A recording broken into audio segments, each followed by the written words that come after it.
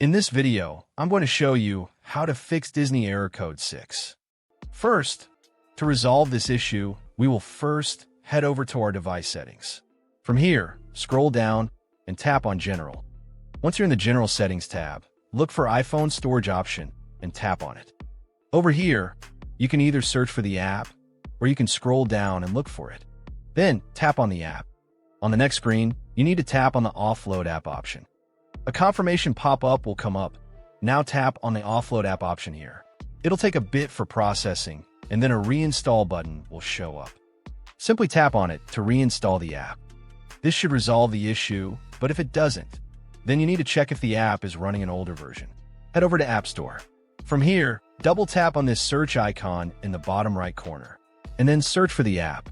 Once the app comes up in the search result, and if you see this update button right next to the app, simply tap on it to make sure you're running the latest version of the app.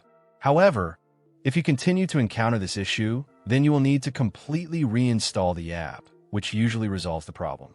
Head over to this screen the way we did before, and over here, tap on the Delete App option here to uninstall the app from your device. A confirmation pop-up will come up. Now tap on the Delete option here. Once uninstalled, open up App Store and search for the app in the search bar.